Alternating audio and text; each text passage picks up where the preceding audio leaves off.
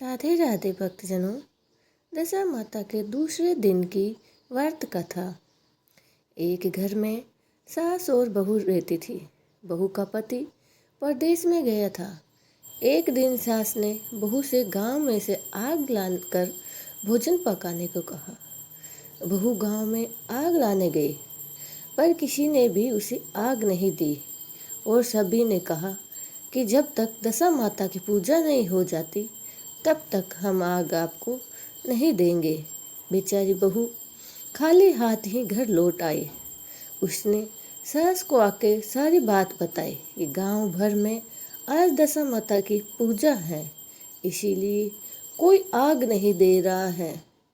शाम हो जाने पर सास आग लेने गई तो गांव की सारी स्त्रियां सास ने उसे आराम से बैठाया और कहा कि सुबह तुम्हारी बहू आग लेने आई थी, परंतु हमारे यहाँ पूजा नहीं हुई थी, इसीलिए हमने आग नहीं दी थी। सास आग लेकर अपने घर पहुंची कि एक आदमी बछड़ा लिया हुआ आया और उसके पीछे एक गाय थी। स्त्री ने पूछा कि यह गाय का पहला बच्चा था क्या? आदमी ने उत्तर दिया, हाँ। उसने फिर पूछा कि बछड़ा है या बछड़ी? उसने जवाब दिया कि बछड़ा है। सास ने घर आकर बहू से कहा, आओ बहू, हम दोनों मिलके दशा माता का डोरा लें और व्रत करें। दोनों सास बहू ने डोरा लिया। सवेरे से ही व्रत आरंभ किया। 9 व्रत पूरे हो जाने पर 10वें दिन डोरे की पूजा थी। सास बहू दोनों मिलकर गोल गोल 10-10 अर्थात कुल 20 फेरे बनाए। 21वां बड़ा फेरा गाय को दिया। पूजा समाप्त होने पर सास बहू दोनों ने पालना करने बैठ गई। उसी समय बुढ़िया माई के बेटे ने परदेश से लौटकर दरवाजे पे आवाज़ लगाई। आवाज़ सुनकर माँ ने मन में सोचा कि क्या हुआ, थोड़ी देर अगर मेरा बेटा दरवाजे पर खड़ा ही रह जाए तो क्या हो जाएगा। मैं तब तक पालना कर लेती हूँ और पालना करने के बाद ही दरवाज़ा खोलूँगी। इधर बहू ने भी आवाज़ सुनी तो उससे रुका नहीं गया और साहस नहीं हुआ और अपनी थाली का अन्न इधर उधर करके झपट से पानी पीकर उठकर खड़ी हो गई और उसने जाके दरवाज़ा खोला। पति ने पूछा, मेरी अम्मा कहाँ है? बहू ने उत्तर दिया कि वह तो अभी पालना कर रही है। तब पति बोला, मैं तुम्हारा हाथ का जल भी नहीं पीऊँगा, क्योंकि मैं तो 12 वर्ष से घर से बाहर था और आज आया हूँ। इतने दिनों में नहीं जाने तू किस किस के प्रकार से रही होगी। अम्मा आएगी, वह ही मुझे जल देगी, तभी मैं जल पीऊँगा। ये सुनकर स्त्री चुपचाप बैठ गई। इतने में उसकी अम्मा पालना करके अपनी थाली धोकर पी चुकी थी। तब वह लड़के के पास गई। लड़के ने माँ के पैर छुए। अम्मा उसे आशीर्वाद देकर बेटे को घर में ले आई। माता ने थाली परोस कर रखी। बेटा भोजन करने लगा। उसने हाथ से पहला घास लिया तो फेरे के टुकड़ों में जो बहू ने थाली में फेंका था वह आ गया। अपने आप ही बेटे के सामने आने लगे। बेटे ने माँ से पूछा, ये सब क्या है, क्या हो रहा है? माँ बोली, मैं क्या जानूँ, बहू जाने। ये सुनकर बेटा आग बबूला होकर बोला, ऐसी बहू मेरे किस काम की, जिसके चरित्र की तुम साक्षी नहीं हो। उसको मैं घर में नहीं रख सकता। इसे अभी के अभी इसी घर से निकाल दो। या तो ये इस घर में रहेगी या फिर मैं रहूँगा, नहीं तो मैं यह घर छोड़ के चला जाऊँगा। ऐसे कहने पर माँ ने बेटे को व्रत के पालन का सब हाल बताकर हर तरह से समझाया, परंतु वह मानने को तैयार ही नहीं था।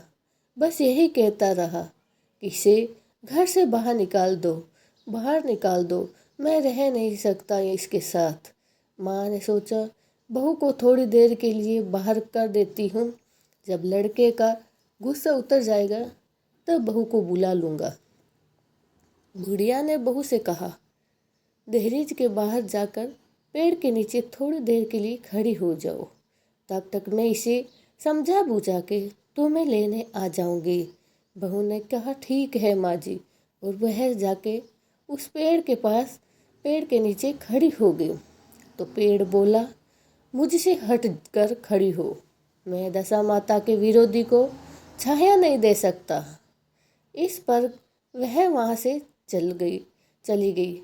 घड़ोची के पास गई और घड़ोची बोला, मुझसे हटकर खड़ी हो, मुझ पर इतना भार घड़ों का नहीं है जितना तेरा है।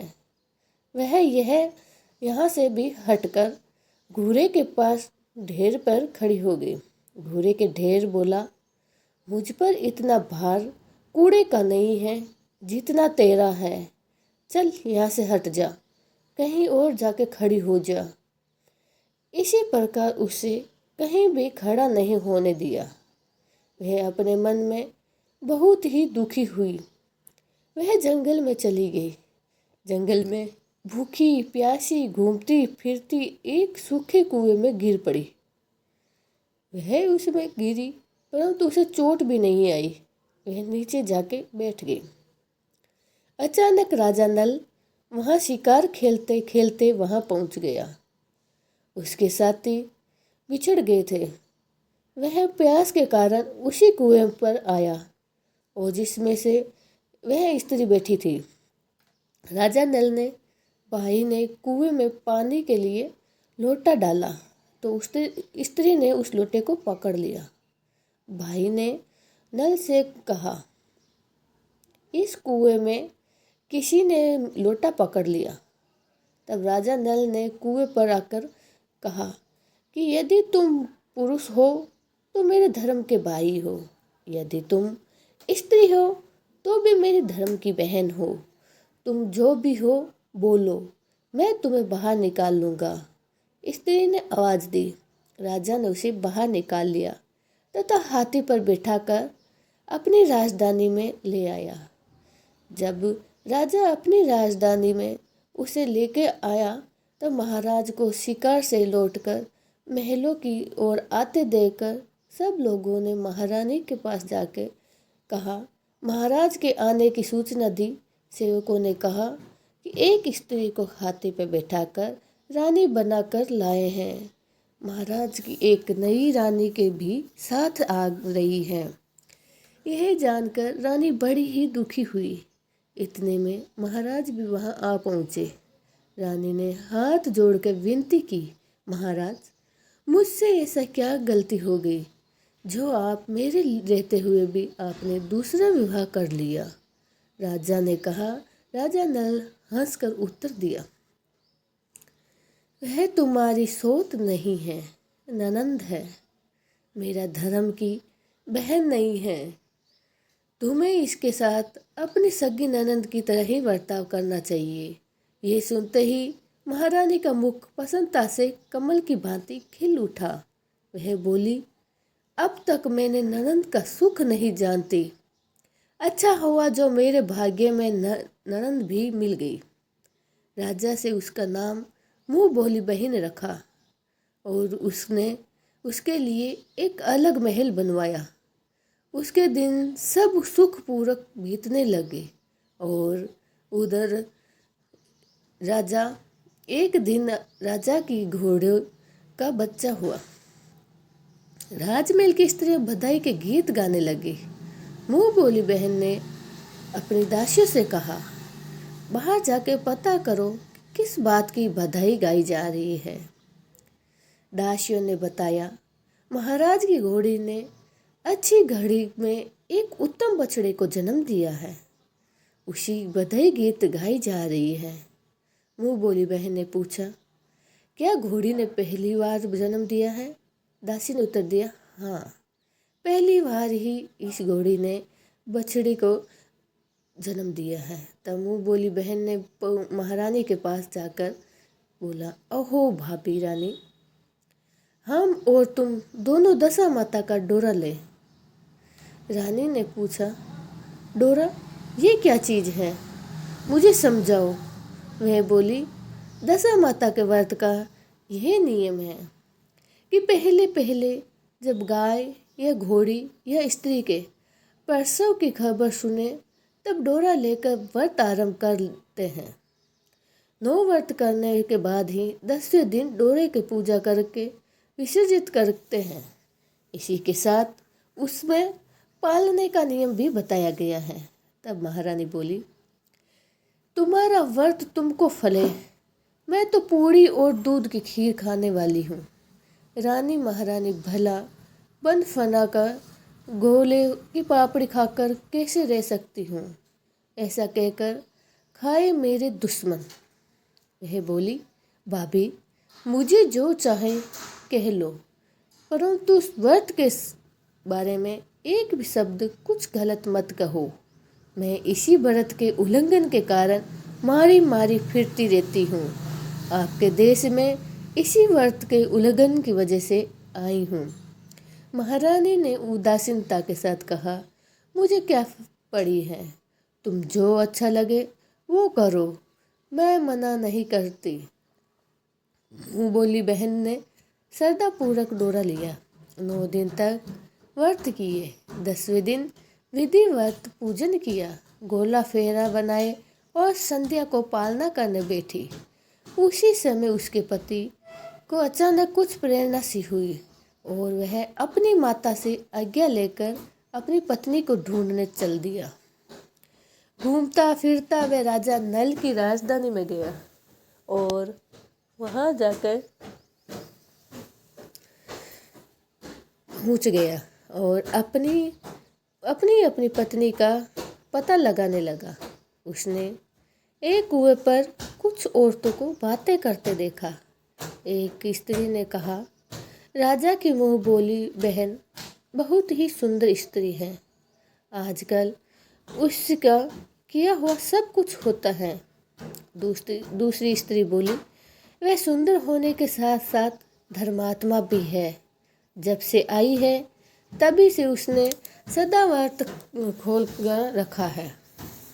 उसके दरवाजे से कोई भी व्यक्ति खाली नहीं जाता है और खाली हाथ नहीं लौटता है। तीसरी स्त्री बोली, वह जैसी भी धर्मात्मा है वैसी ही सदाचारिणी भी है। और चौथी स्त्री बोली, वह सदाचारिणी और स्वप्रिय भी है, सारी प्रजा उससे खुश है। 5वीं स्त्री बोली, ये सब तो सही है, परंतु अब तक ये पता नहीं चला कि वे कौन है और कहाँ से आई है और कहाँ की रहने वाली है। इसका कोई भी पता नहीं चल रहा है। उन औरतों की बातें सुनकर वह साधु के बेश में राजा नल की मुँह बोली बहन के महल के द्वार पर जा पहुँचा। वहाँ उसने भिक्षा के लिए आवाज़ लगाई तो द्वारपाल उसे भिक्षा देने लगे, तो उसने द्वारपाल के हाथ से भिक्षा लेने से मना कर दिया और बोला, भिक्षा देने वाली स्वामिनी के हाथ से ही मैं भिक्षा ग्रहण करूँगा, नहीं तो अपने रास्ते चला। तब द्वारपालों ने उससे कहा, इस समय वह दशा माता का व्रत करके पालना कर रही है। पालना समाप्त होने के बाद ही वह तुम्हें भिक्षा दे सकती है, तब तक तुम उसका इंतजार करो। ऐसा कहकर वो भिक्षुक अपने द्वारपाल पर भिक्षुक चुपचाप बैठकर दरवाजे का इंतजार करने लगा। पालना कर लेने के बाद वह मुट्ठी भर मोती लेकर आई, परंतु सामने अपने पति को पल्ला फैलाए हुए देखकर वह मुस्कुराती हुई लौट गई। दोनों ने एक दूसरे को पहचान लिया था। महारानी मुँह बोली ननद को मुस्कुराते हुए देखकर कहा, जब से आई हो तुम, आज तक मैंने तुम्हें मुस्कुराते हुए कभी नहीं देखा है। आज इस साधु को देखकर हंसने का क्या कारण है, वो मुझे भी बता दो। मुँह बोली बहन ने उत्तर दिया कि वह साधु हमारे घर का है। रानी ने पूछा, तब ऐसा क्यों आया है? उसने कहा, वह अभी मेरा पता लगाने आया है। महारानी ने राजा नल से कहा, तुम्हारी मुंह बोली बहन के घर के लोग आए हैं।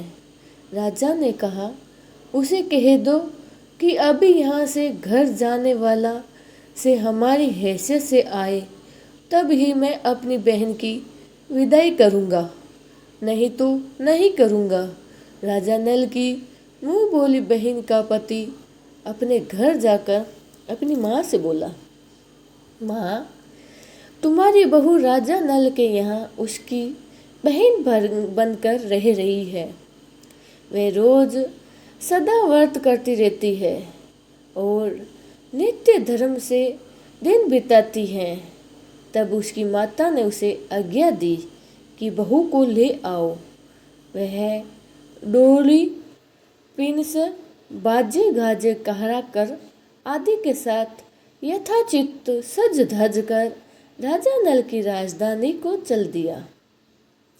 राजा ने उसका यथोचित आदर सत्कार किया और कुछ दिन मेहमानवानी करके रखा। फिर विधि पूर्वक बहन की विदाई की। जब वह महल के बाहर निकलने चलने लगी तो महल भी उसके पीछे पीछे चलने लगा। तब महारानी बोली, ननद जी, तुम चली और मेरा महल भी ले चली, जरा पीछे मुड़ के तो देखो। देखती जाओ। ज्यों ही उसने पीछे मुड़कर देखा कि तो राजा का संपूर्ण राजसी वैभव अचानक लुप्त हो गया।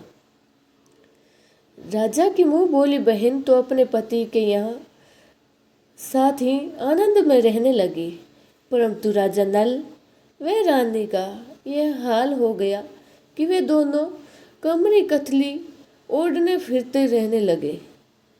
उसके भोजनालय में पत्ते खड़खड़ाने लगे। राजा नल ने रानी से कहा, अब हमें यहाँ से कहीं दूसरी जगह चले जाना चाहिए।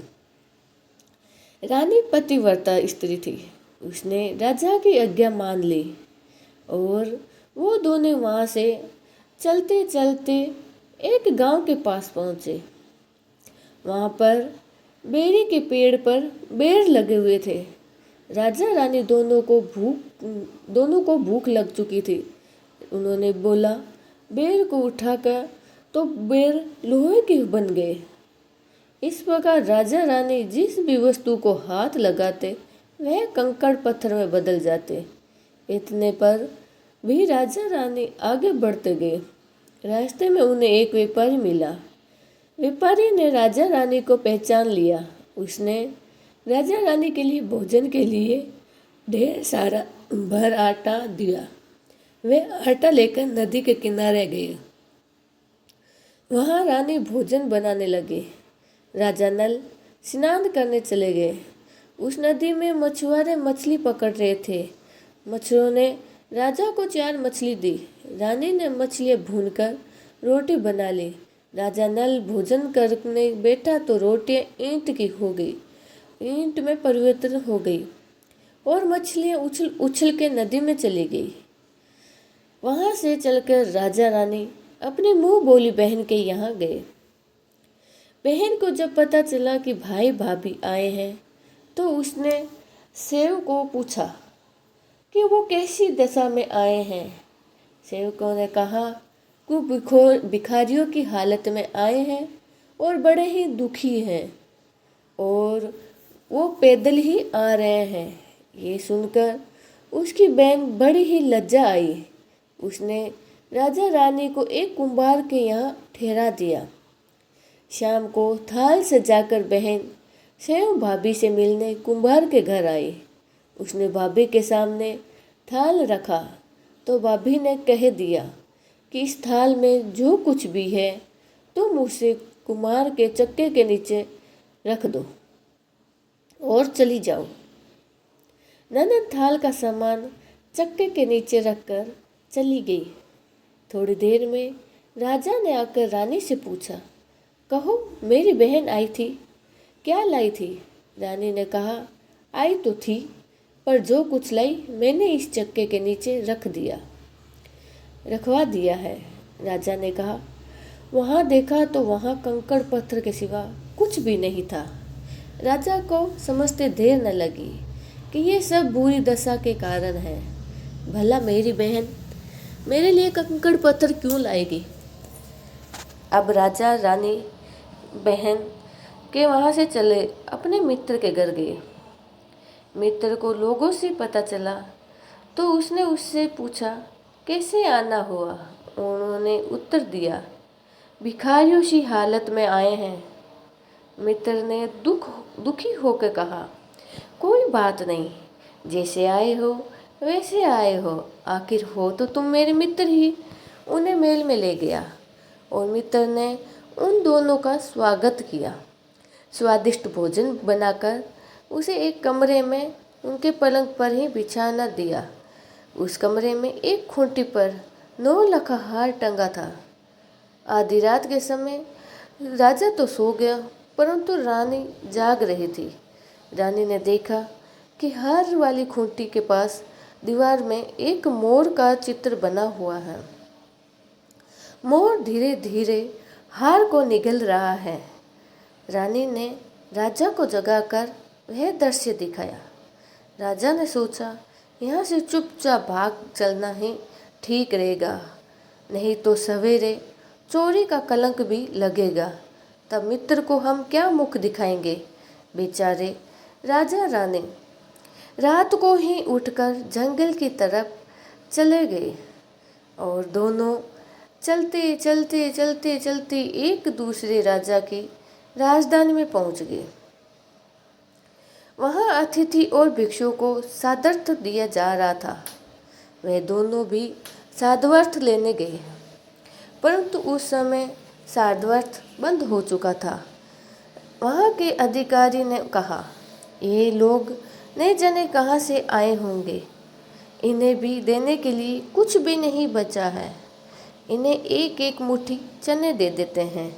उन्होंने इस प्रकार से अपना अनादर होते देखा तो उन्होंने कड़वी बातों के सहित दान लेना अस्वीकार कर दिया और वे दान अध्यक्ष की निंदा करते हुए बोले कि ऐसी कंजूसी ही क्या, तो सदावर्त देने का नाम ही क्यों रखते हो? जब देना ही नहीं होता है। तब दान अध्यक्ष बोला, यह तो बड़ा घमंडी भिक्षु लगता है, भीख भी मांगता है और गाली भी देता है। इसको हवालात में डाल दो, इन दोनों को एक कोठड़ी में बंद कर दो। दोनों को कोठड़ी में बंद कर दिया गया और एक एक मुट्ठी चने दोनों को खाने के लिए मिलने लगे। जिस कोठड़ी में राजा रानी को बंद किया गया था उसी के पास आम रास्ता जाता था। एक जमादार ने राजा की घुड़साल साफ कर उसी रास्ते से निकल रही थी। एक दिन वह बहुत देर से निकली। रानी उनसे पूछने लगी, आज तुमने इतनी देर कैसे लग गई है? वह बोला कि आज राजा की घोड़ी के बछड़ा हुआ था, उसकी टहल में देर हो गई। रानी ने पूछा कि घोड़ी का पहला प्रसव है क्या? जमादारनी ने बताया, हाँ, पहली बार ही है। रानी ने पूछा, बछड़ा हुआ है या बछड़ी? जमादारनी ने बताया कि बहुत ही अच्छा बछड़ा हुआ है। यह सुनकर रानी ने राजा से कहा कि एक बार मैंने तुम्हारी मुँह बोली बहन के डोरे का अनादर कर दिया था, उसी दिन से हमारी ये दशा बदल गई है। मैं आज दशा माता का डोरा लेना चाहती हूँ। राजा ने कहा, परंतु इसकी पूजा पाठ और नियम, यह सब सामग्री कहाँ से आएगी? उसके नियम धर्म का पालना कैसे होगा? रानी ने उत्तर दिया, यह सब कुछ दशा माता ही समझेगी और सब कुछ वही करेगी। मैं तो बस उन्हीं का नाम का डोरा लेती हूँ, फिर जो होगा वो देखा जाएगा। रानी ने तो तार राजा की एक पगड़ी में से निकाला और एक तार अपने आंचल में से निकाला और अपना डोरा तैयार करके उस समय व्रत करने लगी। थोड़ी देर में ही वहाँ राजा आया। अपनी घोड़ी को देखने के लिए उसी रास्ते से निकला। राजा ने नल दंपति को देखा। कोठड़ी में बंद देखकर पूछा कि वे लोग कौन हैं और इनका क्या अपराध है। पहरेदार ने कहा, ये लोग भिक्षा लेने आए थे, परंतु ये आपको आशीर्वाद देने के बदले गालियाँ देते थे। इसी कारण दान अध्यक्ष ने इन दोनों को कैद खाने में डाल दिया है। राजा ने कहा, यह तो इनका कोई अपराध नहीं हुआ है, इनको मनवांछित भिक्षा नहीं मिली होगी, इसीलिए ये गाली देने लगे होंगे।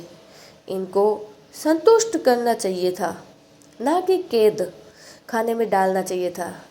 इसको अभी रिहा करो। राजा की आज्ञा से उसी समय दोनों को कोठरी से बाहर निकाल दिया गया।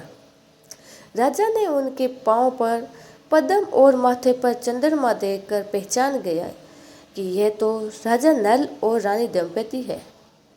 इस पर उसने दोनों हाथों से हाथ जोड़कर क्षमा मांगी और हाथी पर बैठाकर अपने महल में ले गया। राजा उसे बहुत ही सादर सत्कार और अपने महल में बहुत ही अच्छा खाना और बर्ताव करके भोजन कराया और कुछ दिनों तक राजा के यहाँ रहने का उन्हें दोनों को पूरी रजा से ठाट बाट के साथ अपनी राजधानी में ही प्रस्थान किया। राजा ने वे पहले अपने मित्र के यहाँ गए। मित्र ने राजा नल की आने की खबर सुनकर लोगों से पूछा, मित्र आए तो कैसे आए?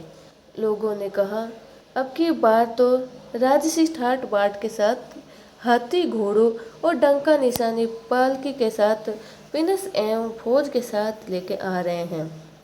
मित्र ने कहा, अच्छी बात है, आने दो। मेरे लिए तो जैसे तब भी था वैसे अब भी है। आखिरकार मित्र तो मित्र ही होता है। राजा रानी मित्र के महल में गए और मित्र उनका आदर सत्कार के साथ उसी स्थान पर ठहराया जिस स्थान पर पहले ठहराया था। आधी रात के समय राजा सो रहे थे और रानी पैर दबा रही थी। तब रानी ने देखा कि मोर का चित्र जो पहले हार निगल गया था उससे अब हार उगल रहा है। रानी ने राजा को जगाया और ये दृश्य दिखाया। राजा नल ने अपने मित्र को बुलाकर यह दृश्य दिखाया। मित्र बोला कि मैंने तब भी तुझको चोर नहीं समझा था और अब भी नहीं समझता हूँ। ये दृश्य तुम्हारी बुरा दशा का फल था।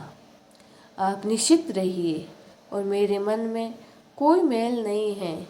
मित्र के यहाँ चलकर राजा रानी अपनी मुँह बोली बहन के यहाँ आए। उसने सुना भाई आ रहे हैं तो उसने लोगों से कहा, कैसे आ रहे हैं? लोगों ने कहा, जिस प्रकार राजा आना चाहिए उसी प्रकार आ रहे हैं। तो बहन भाई के लिए उसने भाई का उनको अपने महल में ले आई और जब राजा नल का हाथी बहन के महल की ओर बढ़ा तब रानी ने कहा, आप अपनी बहन के घर जाइए, मैं तो उसी कुम्हार के घर जाऊंगी जिसके घर मुझे पहले ठहराया गया था। राजा ने कहा, जिस कारण इतने दुख उठाए हैं तुम फिर उससे झगड़ा मोल लेना चाहती हो। यह तुम अच्छा नहीं कर रही हो। परंतु रानी नहीं माने और वह उसी कुम्हार के घर ठहरी। राजा बहन के घर चले गए। शाम को राजा की बहन भाभी के लिए थाल सजाकर कुम्हार के घर आई और उसने भाभी के सामने थाल रख दिया।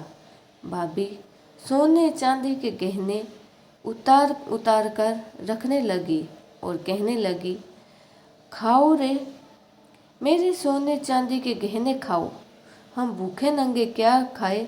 यह उलाहना सुनकर ननद बोली, यह उलाहना किसे देती हो? मुझसे तो उस समय जो हो कुछ हो सका वो उस समय लाई थी, वह भी अभी ही लाई हूँ। विश्वास नहीं हो तो चक्के के नीचे अभी भी देख लो। सचमुच चक्के के नीचे देखा तो मणि मोती का ढेर लगा हुआ था। रानी यह सब देखकर सन्न रह गई। वह बोली, ननद जी, तुम्हारा कोई दोष नहीं है, ये तो हमारी बुरी दशा का परिणाम है। रानी ने ननद का लाया हुआ सब सामान उसने अपनी तरफ से कुछ और जवाहरात मिलाकर ननद को वापस कर दिया, परंतु ननद को पूजा का न्योता देने भूल गई और फिर वह दोनों वहाँ से चल दिए। वहाँ से चले जाने पर राजा सूरा गाय के पास आए। गाय ने सेना सहित राजा को भर पेट दूध पिलाया। वहाँ से आगे चलकर वे नदी के तट पर पहुँचे तो वहाँ पड़ाव डाला, भोजन बनवाया गया। जब राजा भोजन करने बैठे तो उसी समय नदी में उछलकर गिरी हुई भुनी हुई मछलियाँ भी अपने आप थाली में गिर पड़ी। वह रोटी जो ईंट की बन गई थी, फिर से वह रोटियां भी बन गई थी। इस प्रकार राजा ने कहा, ये सब क्या हो रहा है, कुछ समझ में नहीं आता है। रानी ने बताया कि ये रोटियां और मछलियाँ वही हैं जो उस दिन हमें नसीब नहीं हुई थी। मैं यदि आपसे उस समय कहती कि तली हुई मछलियाँ जल में चली गई और रोटियाँ ईंट बन गई तो आप कदापि इस सच को नहीं मानते। इसी कारण मुझे बहाना बनाना पड़ा था। अब राजा रानी अपने राजधानी की ओर चल दिए, आगे बढ़े और फिर राजधानी में गए। तब राजा की फौज अपनी राजधानी के समीप पहुँचे तो वहाँ के लोगों ने समझाया कि दूसरे राजा की राजधानी पर आक्रमण कर दिया है। वह घबरा गए। वहाँ के लोग नजराने लेकर राजा से मिलने गांव के बाहर आए, परंतु यह क्या, यह तो अपने ही राजा हैं। लोगों का प्रसन्नता का ठिकाना नहीं रहा। वह श्रद्धा भक्ति के साथ महाराज के आने के आगे चलकर उनके महल में ले गए और चलते चलते राजा रानी ने महल में प्रवेश किया। रानी ने तुरंत ही दशा माता की पूजा का प्रबंध किया। उसने उस पूजा में नगर की सब सौभाग्यवती स्त्रियों को बुलाया। भगवती के भोग के लिए सब प्रकार के पकवान बनाए। आटे की 10 बातियाँ, 10 शक्कर की गुंजिया और 10-10 अठवाइयाँ सुहागनियों के आंचल में डाले। सुहागनियों का श्रृंगार करके दशा माता की पूजा आरंभ हुई। कलश स्थापित करके दीप को जलाया गया, परंतु उसकी बाती जली नहीं। इस तरह पंडित ने कहा, कोई न्योता पाने वाला न्योते को नहीं न्योता मिला होगा, नहीं रह गया होगा, स्मरण किया जाए, उसके आने पर ही दीपक जलेगा। रानी ने सोच विचार किया और बताया कि मैंने ननद से न्योता से रह गई है। पंडितों ने कहा, उसे फौरन बुलाया जाए, नहीं तब तक तुम्हारा दीपक नहीं जलेगा जब तक तुम्हारी ननद यहाँ नहीं आ जाए। राजा ने अपना दूरस्थ गांव में रथ भेजकर अपने मुँह बोली बहन को बुलाया। उसके आते ही कलश का माणिक दीपक प्रज्वलित हो गया। बड़े धूमधाम से पूजा की गई। अंत में सुहागनों को भोजन कराकर विदा किया गया। उसी समय राजा ने राज्य में आज्ञा जारी की, मेरी प्रजा के लोग दशा माता का व्रत किया करें और सभी वहाँ पे खुशी खुशी रहने लगी। भगवती माता ने जिस प्रकार राजा नल के दिन फेरे, उसी प्रकार सबके दिन फेरे। बोली दशा माता की जय हो।